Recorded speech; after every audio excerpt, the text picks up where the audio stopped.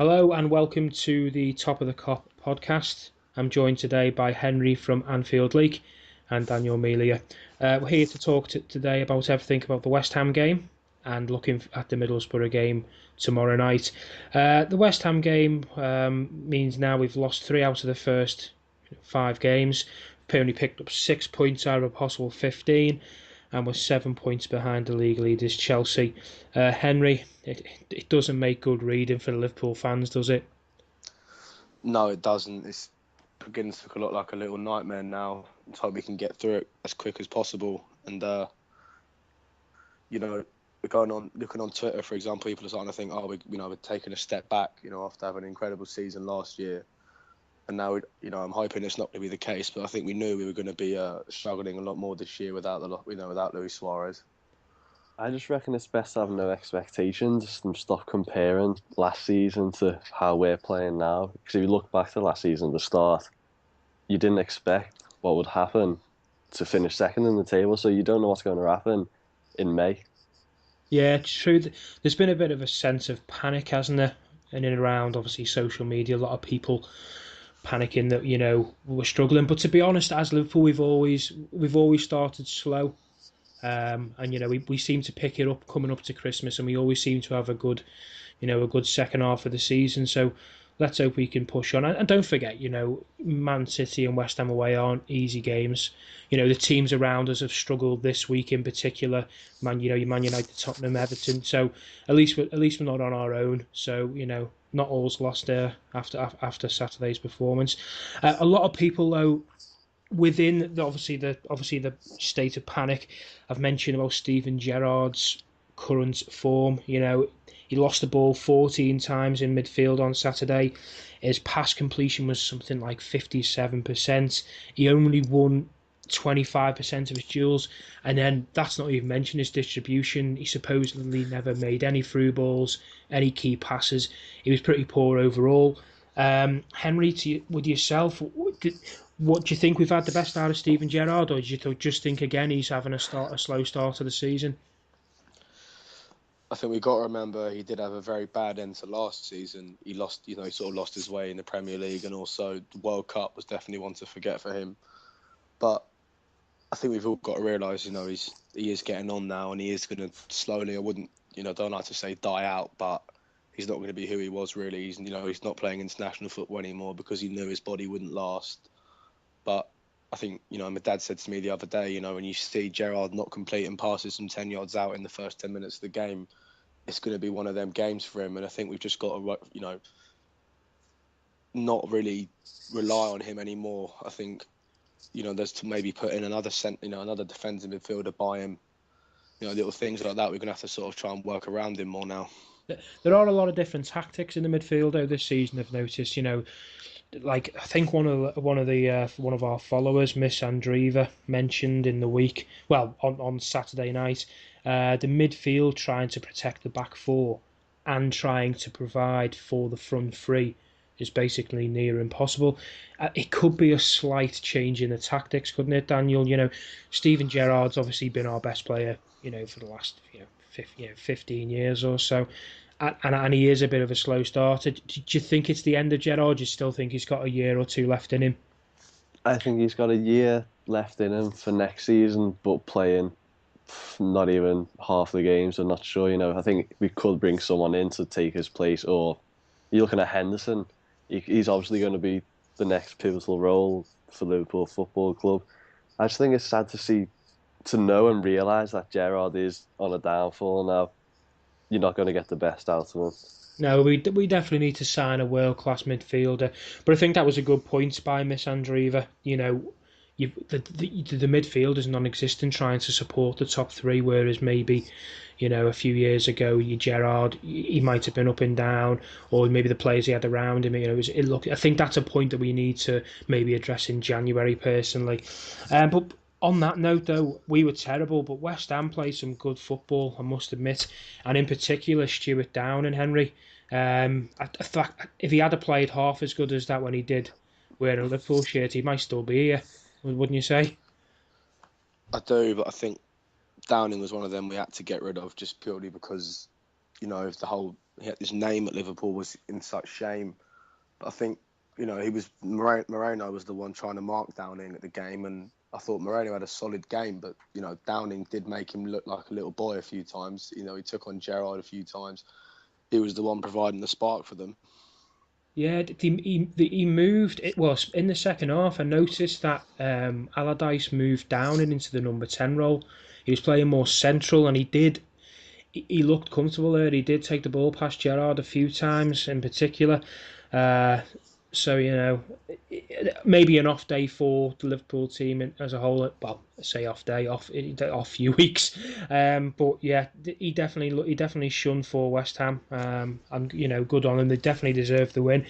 But going into the team selection before the game, we got what everybody wanted: Barini and Balotelli up front. Daniel, what for me personally, I thought Barini had a good game. I thought he actually played better than Balotelli. For yourself, were you impressed with either of them? I wasn't impressed with Balotelli at all.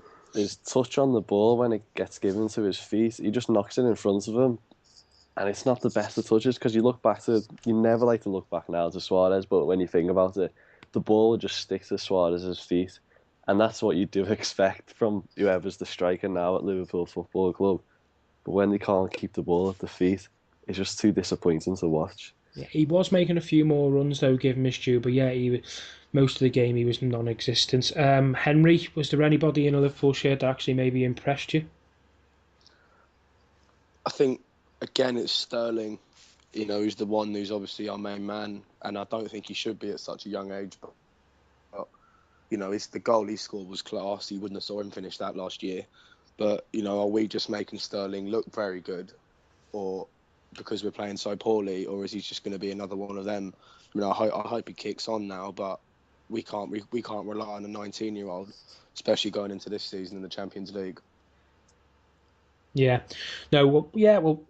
Anyway, we'll try and put the West Ham game to bed now.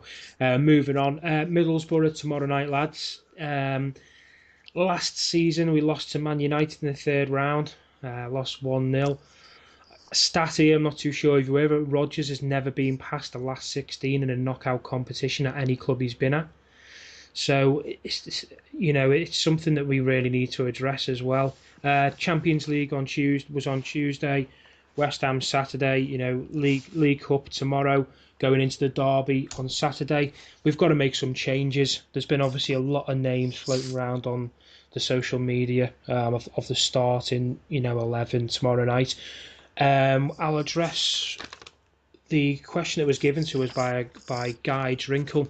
Going into the Borough game, would you go for youth or would you choose the first team regulars to regain some confidence, Daniel?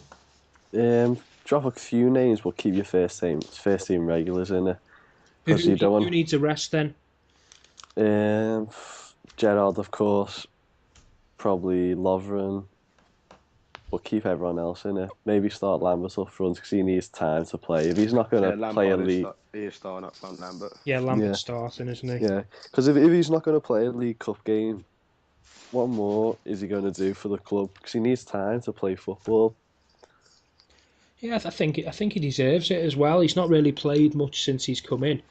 So all right, Middlesbrough, we can't say it's an easy game because it's not going to be an easy game. They're on, they're flying high at the moment in the Championship. They've just beat Brentford 4-0. They're on a 3-win streak. They have lost Dean Whitehead due to a suspension this week, but they're flying high. So league below or not, the way we're playing, we can't underestimate them. But I think this is a perfect opportunity for Ricky Lambert to show what he can do, and I'd like to see him partnered with Barini. I don't think a lone striker's going to do it for us. I think he does need partnering up there. So I personally think Diamond myself. Henry, obviously, in fact, tonight we've noticed a few names mentioned. We've noticed Suso, Ojo, Rossiter mentioned, Markovic. Would you start any of them tomorrow? I would definitely start Markovic because he didn't play obviously at West Ham.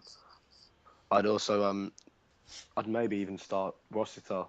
It's a bit cheap really if Rodgers is going to do that. But if he is, I'd definitely give him at least half hour because he is, in the next few years, Liverpool looking at him already. That he could be the one, then to meet Henderson at that age. But who else? I would start Balotelli and You then would take him start off. Balotelli. I would take him off at like 50, 50 odd minutes if the game's comfortable, and then I'd put on Barini. So I'd start him. I start Balotelli and Lambert.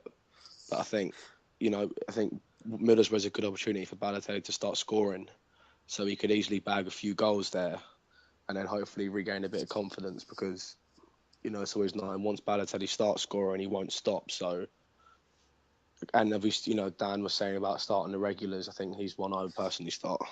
Yeah. Daniel, goalkeeping situation. People are saying give Mignolet a rest, let Brad Jones come in. What would you do? Would you keep Mignolet in there to give him a bit of confidence? Who would you go with in between the sticks? If you drop Mignolet, he'll be devastated, wouldn't he? Absolutely devastated. And then coming back into the derby, that's the game he's going to play for sure, isn't he? So his head's not going to be right if he's getting dropped for this game and then starting the next one. If it's your goalkeeper, you've got to keep the same goalkeeper all the time throughout the season. You can't keep changing. I know there's exceptions for like League Cup games, but at the moment he needs confidence. Yeah, So he's got to start. yeah, he's got to. If he was flying high, we hadn't, he'd keep Yeah. clean sheets, so you did understand. But I agree, Mignolet for me, for yourself, Henry, Mignolet, Brad Jones. Yeah, definitely. Mignolet. Right. So also, there's been talk about, as you mentioned before, Daniel giving Lovren a rest, getting Skirtle in the game to give him some match fitness. It's going to be Skirtle, I think, and then either Kolo Toure or Sacco. I don't think Sacco on a I don't think he should start. I think Toure should be come in just to maybe give them all a bit of a rest, let them get back on the feet. So I can see Toure partnering Skirtle. The left back situation, Marino's been on fire, hasn't he? So no doubt he'll be given a rest. Henry, Jose Enrique for you. I think it's got to be Jose Enrique, hasn't it? Flanagan's injured, and I think a lot of us did forget Enrique was actually not a bad left back, but he just completely missed the whole of last season. So I'd definitely give him a run out. Would you give Kolo Toure a run out over Sacco? I would. I think Kolo Toure, it's only fair he gets the run out. Really, our defence isn't really looking any better, so there's no point trying the same thing. Just maybe let the young, not I wouldn't say the young ones for Kolo Toure, but the players who just give the chance to give the likes of Lovren, Sacco a rest. Yeah, dare I say it could get any worse in defence anyway. Right, well, on the Middlesbrough front then, obviously we're going to make a few changes. There's not really much more to address on that front. I think, there's going to be a good balance between first team and obviously the youngsters coming in. But if you had to pick three of the youngsters to maybe get a run out in your Rossiters, your Ojos, your Susos, who would you use to give them a bit of experience? Is there any one youngster that you've impressed for the under-21s that you think should be given a run out, Henry? I think you mentioned about Ojo as one, but I think it's a good opportunity to give Sousa a run out because, he's got high expectations, and whether the Milan deal does go through, I think it'd be a shame if it does, because once you give him a run out, he was good in pre-season, he should definitely start, in my opinion, over Sterling. Yeah, for yourself, Daniel, is there any one of the youngsters that have stood out for you? Sousa, he came. What game did he start last season? Or he came on and changed it. I think it was Fulham away. Came on and opened it up a little bit. I can't be sure on that though. He's definitely got something about him, hasn't he? There's a bit of flair, I think. Yeah. Well, did Milan want him in the summer? Wasn't Milan? I think Milan have got a deal in place for him. Right. And I think that's very bad news if he does go, because he had so much potential, and you'll end up being a very good buy for AC Milan. Yeah. Last two people to address for the Middlesbrough game. Coutinho's injured, as we know. There's been talk that he's out of the game completely. But Adam Lallana, would you maybe start him? Because he's definitely short of match fitness. He's not as sharp as usual, is he, Henry? Would you start Lallana? You see, it's one of them, because Henderson picked up a knock, and do you want to potentially run the risk of him getting a serious injury by giving him a run out against Middlesbrough?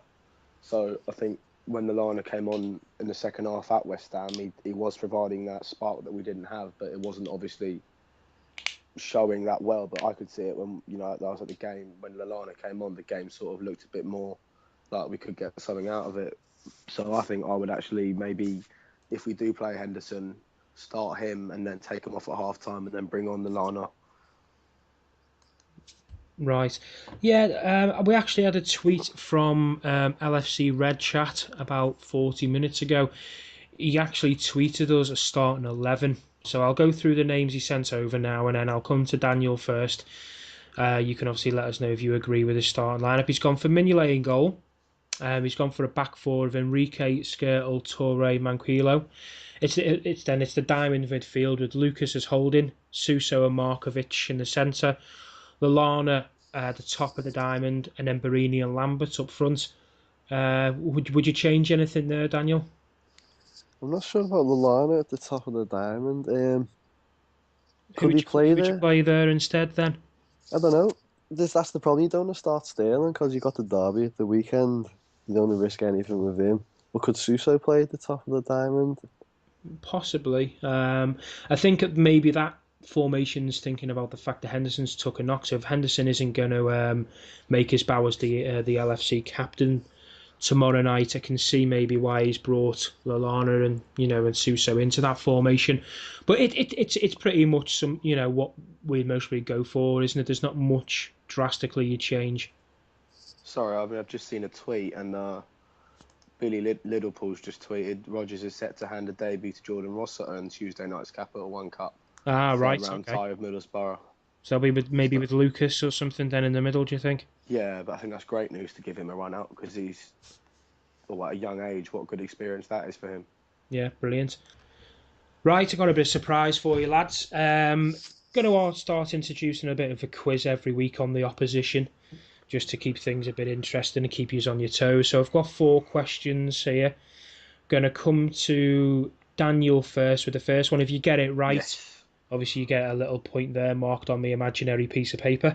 If you don't get it right, it goes to Henry, and then the next question, vice versa, Henry first. Is there an opportunity to pass? Because my Middlesbrough knowledge is not. well, if you pass, Henry might just jump on there and give you a tin hat. Probably not. They're not that hard anyway, right? Daniel, first question's to you. Think about it. It's not as hard as it sounds. Who did LFC sign from Middlesbrough in 1978 for £352,000? Bit of a tricky one, but should possibly get quite close to it anyway. Are we allowed clues of what position? I'll give you the position. He played in midfield. No googling. 1978, so it was just before. Well, it was just in the era where we started winning everything, really, isn't it? So I'll pass that over to Henry. You'll have a joy answering that. Henry, you got any clue? You're gonna kick yourself. Jesus. God, wait. No. Oh, I think is it Graham Souness? Yeah, it is Graham Souness. Yeah, we signed him from Middlesbrough in 1978, and I think at the time it was a club transfer fee for Middlesbrough. Could be wrong, but £352,000. So that's 1-0 to Henry. I heard Henry typing there. Yeah. Oh no. Oh, okay. Right, Henry. You want to play that game? Henry, next question is to you. Last time we played Middlesbrough was in the Premier League was 5.5 years ago, which Borough won 2-0. The first goal was scored by Tunkai Sanley, and then there was an own goal from a Liverpool player. Who was that player? Oh my God. So I've got the harder one right, and you're not getting that long on this. Oh, do you think I'm actually Googling? No. Right. So it was 1-0, and then it was an own goal. And what year was this? Well, it was 5.5 years ago, so it was 2009. 5 seconds. Oh Jesus, Agger. No. Questions over to you, Daniel. Do you want a question again, or do you know? 2008, 2009. I'll go with Dirk Kuyt. Oh no, it was actually Xabi Alonso. I Scored was never. scored an own goal. Right, still 1-0 to Henry. This It's one's fine. That's fine. this one's to you, Daniel. Last time these two teams met in this competition was in 2004. What was the score? Um, 2-0. Oh, on the nose, he's got it. 2-0. Oh, I knew it. I knew it as well. Was that a guess? That was just a guess, yeah. Oh, you fucking jammy! I knew the answer as well. That was brilliant. Right, It's an okay. easy I was hoping score, man, that. to get. So it's Time for a 1-1. 2-0. 1-1 going into the Brilliant. last question. Comes to Henry first. So if you don't know this, in fact, with you saying that you did know that scoreline, you might know this. In that 2-0 win, who scored both of Liverpool's goals, Henry?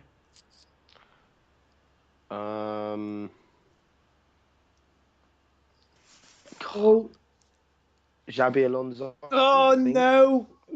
And it's fell to Daniel on the line for the win. Who scored Oh no. the brace for Liverpool on that day?